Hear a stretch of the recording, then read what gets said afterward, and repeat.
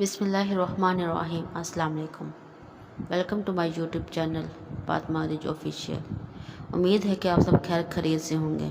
اللہ پاک ہم سب کا حامی و ناصر ہو، آمین۔ ذکر الہی اور قرآن حکیم۔ ذکر کی 3 اقسام ہیں اور نماز تینوں اقسام کے ذکر پر مشتمل ہے۔ اللہ تعالیٰ کا ذکر اطمینان قلب اور راحت جان کا سبب ہے۔ نبی کریم صلی اللہ علیہ وسلم نے بار بار ارشادات سے ذکر اللہ کی اہمیت کو اجاگر کیا ہے۔ ذکر عربی زبان کا لفظ ہے جس کے لغوی معنی یاد کرنا، یاد تازہ کرنا، کسی شے کو بار بار ذہن میں لانا، کسی چیز کو دہرانا اور دل اور زبان سے یاد کرنا ہے۔ حضور غوث اعظم سیدنا عبد القادر جیلانی ذکر کا مفہوم بیان فرماتے ہیں: اے سامعین، تم اپنے اور خدا کے درمیان ذکر سے دروازہ کھول لو۔ مردان خدا ہمیشہ اللہ کا ذکر کرتے ہیں، یہاں تک کہ ذکر الہی ان کے بوجھ کو دور کر دیتا ہے۔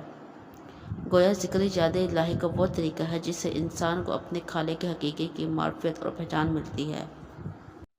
اس مادی دور میں ہمارے احوال زندگی مجموعی طور پر بگاڑ کا شکار ہیں۔ ہماری روحیں بیمار اور دل تنگ آلود ہو چکے ہیں۔ اللہ تعالیٰ سے ہمارا تعلق بندگی حقیقت معدوم ہو چکا ہے۔ ہمارے باطن کو دنیا کی حرص و ہوس، بغض و عناد، کینہ و حسد، فخر و مباحات، عیش و عشرت اور سہل پسندی، خود غرضی و مفاد پرستی اور انا پرستی اور دنیا پرستی کی علائشوں نے آلودہ کر رکھا ہے۔ لہٰذا ان بگڑے احوال کو درست کرنے، بیمار روحوں کو صحت یاب کرنے، آئینہ دل کو شفاف کرنے، قلب و باطن کو نور ایمان سے منور کرنے، احوال حیات کو روحانی انقلاب کے محلق سے معمور کرنے اور محبوب و حقیقی سے ٹوٹے ہوئے تعلق کو دوبارہ بحال کرنے کی ضرورت ناگزیر ہے، اور اس کا واحد ذریعہ ذکر الہی ہے۔ تمام جنوں اور انسانوں کی تخلیق کا مقصد عبادت الہی ہے، اور تمام عبادات کا مقصود اصلی یاد الہی ہے۔ کوئی عبادت اور کوئی نیکی اللہ تعالیٰ کے ذکر اور یاد سے خالی نہیں۔ سب سے پہلی فرض عبادت نماز کا بھی یہی مقصد ہے کہ اللہ تعالیٰ کے ذکر کو دوام حاصل ہو اور وہ ہم وقت جاری رہے۔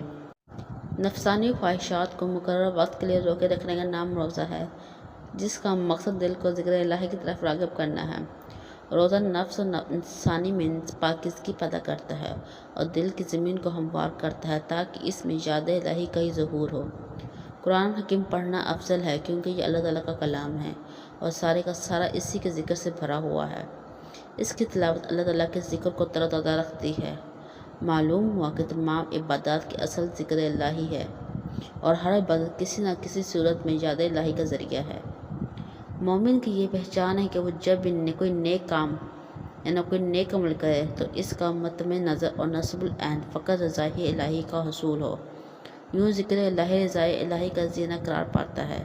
اسی اہمیت کے پیش نظر قرآن و سنت میں جا بجا ذکر الہی کی تاکید کی گئی ہے۔ اللہ تعالیٰ نے نبی کریم صلی اللہ علیہ وسلم پر نازل ہونے والے اپنے آخری الہام قرآن حکیم میں اپنے ذکر کے بارے میں بڑے تفصیل سے ذکر فرمایا ہے۔ اللہ تعالیٰ ہمیں ذکر کی توفیق بخشے، آمین۔ ترجمہ: تم میری یاد کرو، میں تمہارا چرچا کروں گا۔ ذکر 3 طرح کا ہوتا ہے: لسانی، قلبی اور بالجوارح۔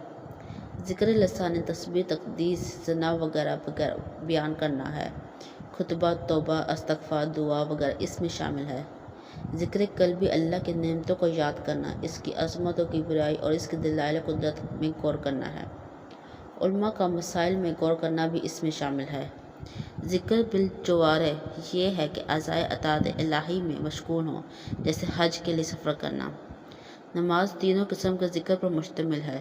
تسبیح، ثنا و قرات تو ذکر لسانی ہے، اور خشوع و خضوع اخلاص ذکر قلبی، اور قیام و رکوع و سجود وغیرہ ذکر بالجوارح ہے۔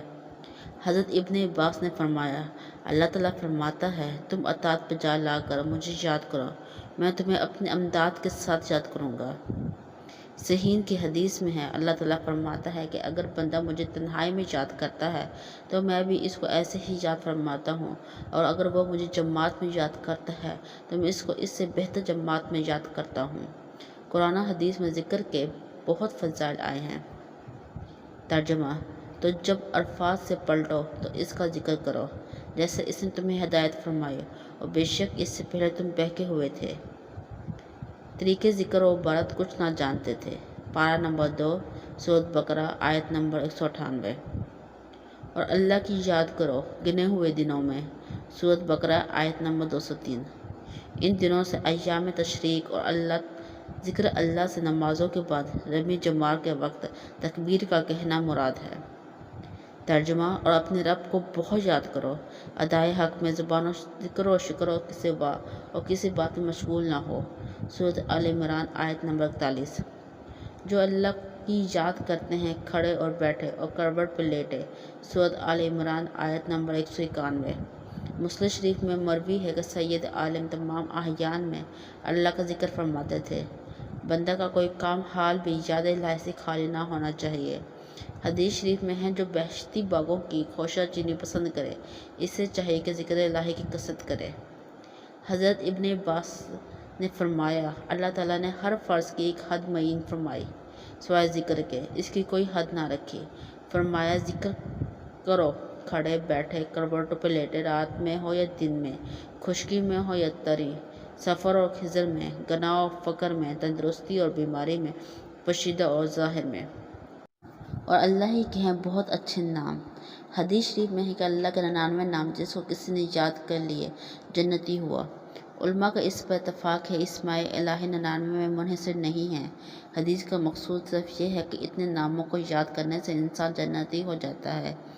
شان نزول یہ ہے کہ ابو جہل نے کہا تھا کہ محمد کا دعویٰ ہے تو یہ ہے کہ وہ ایک پروردگار کی عبادت کرتے ہیں، پھر وہ اللہ اور رحمان دو کو کیوں پکارتے ہیں؟ اس پر آیت کریمہ نازل ہوئی اور اس جاہل بے خرو کو بتایا گیا کہ معبود تو ایک ہی ہے، نام اس کے بہت ہیں، تو اسے ان سے پکارو۔